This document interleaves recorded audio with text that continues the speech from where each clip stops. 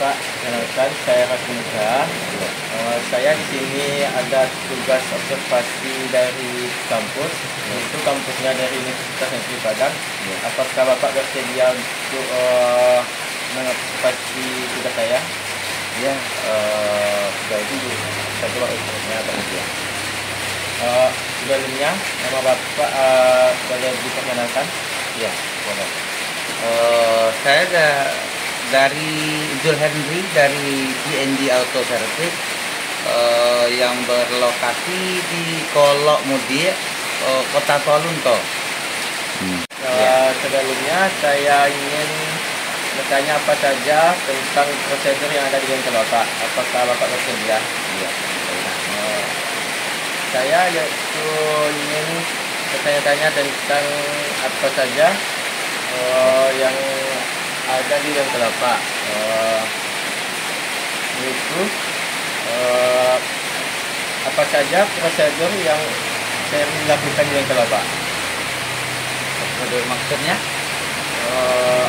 Apa saja yang saya kerusakan yang terjadi pada bengkel Bapak? Oh, betul. Ya,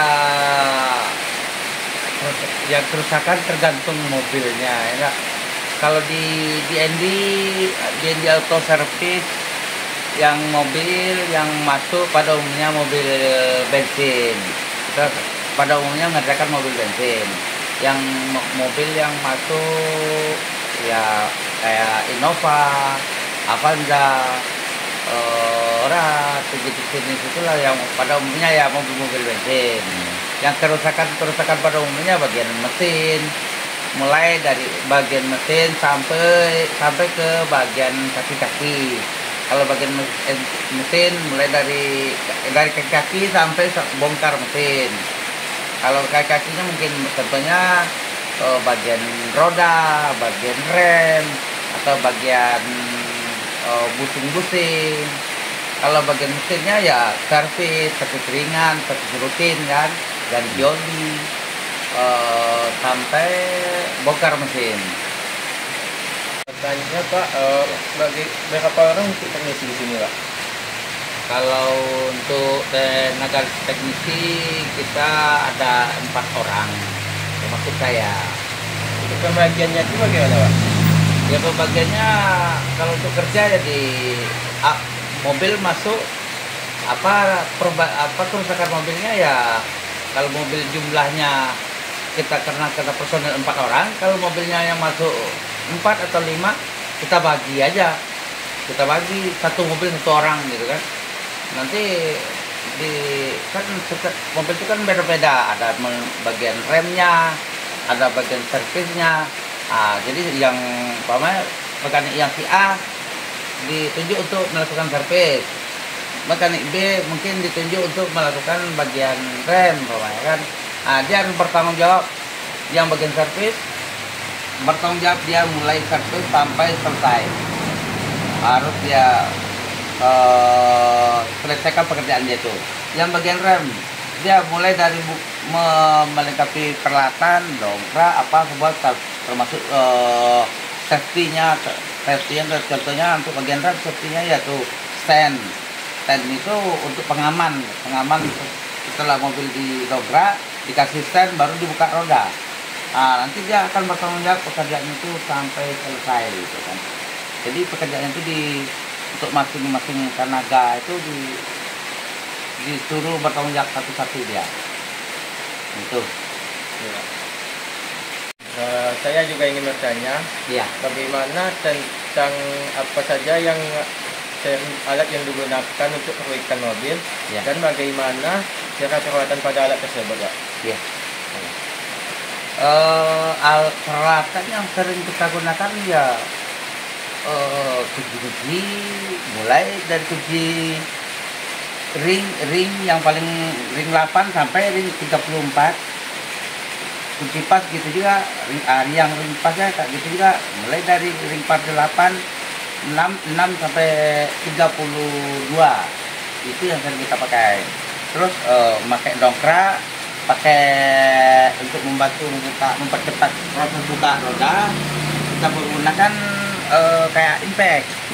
seperti impact. Kita menggunakan impact ini untuk membantu mempercepat proses membuka roda atau membuka baut ataupun mengunci baut. Ini kalau pakai ini mungkin waktunya akan lebih cepat daripada kita menggunakan manual, gitu kan. Jadi ini salah satu peralatan yang menunjang untuk proses kerja. Terus untuk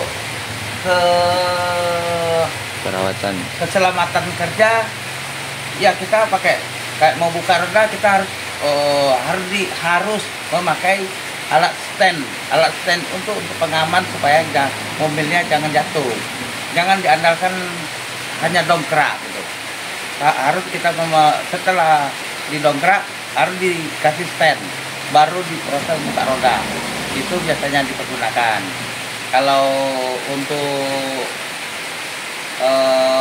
keselamatan untuk badan ya pakai safety. Soalnya kadang-kadang kita bekerja besi ada ketimpa besi. Kalau kita pakai sepatu safety itu akan membantu mengurangi tingkat resiko. Itu biasanya. Terus mengenai K3. Kalau K3 di sini ya untuk sebelum K3-nya itu untuk peralatan menjaga umur peralatan ya selesai digunakan harus dibersihkan gitu. Terus yang berupa peralatan keras, yang berupa peralatannya untuk perangkat lunak berupa scanner itu untuk menunjang untuk proses kerja untuk mobil-mobil injeksi gitu. Mobil-mobil injeksi itu biasanya dipergunakan alat scanner. Alat scanner itu akan mempermudah kita untuk menyelesaikan permasalahan kerja. Itu perawatan untuk scanner itu ya selesai dipakai, diletakkan di posisi yang aman lagi. Soalnya barangnya berupa barang elektronik, luar alatnya sensitif gitu. Itu mengenai peralatan. Mengenai K3 biasanya kita selesai kerja sorenya kita harus bersihkan, susun di tengah rapi lagi. Nah, begitu setiap harinya gitu. Terus untuk masalah K3 untuk lingkungan bengkel lagi macam limbah berupa limbah oli. Itu kan berupa limbah. Oli itu setelah kita gacoli kita tampung dengan wadah drum. Nah, jadi setelah biasanya drum ini oli kotor ini kan berupa limbah. Limbah ini biasanya dipergunakan kalau untuk wilayah kita di bengkel DND Solunto. Limbah oli kotor ini dipergunakan biasanya untuk ke tambang. Di tambang itu dipergunakan untuk sling lori. Sling lori itu harus dilumasi dengan oli kotor dia. Kalau enggak nanti cepat rusak. Itu biasanya limbah. Limbah ini kita pergunakan lagi untuk ke tambang gitu. Oke, gitu aja kira-kira. Terima kasih Pak telah meluangkan waktu untuk melakukan observasinya Pak, dan terima kasih juga telah memberikan ilmu yang bermanfaat Pak. Sama-sama Alvin, mudah-mudahan ilmu cerita singkat yang kita berikan dari pihak bengkel bermanfaat untuk Alvin untuk di kampus, untuk kedepannya mudah-mudahan bermanfaat untuk Alvin ya itulah penjelasan singkat dari kita dari pihak bengkel gitu kan.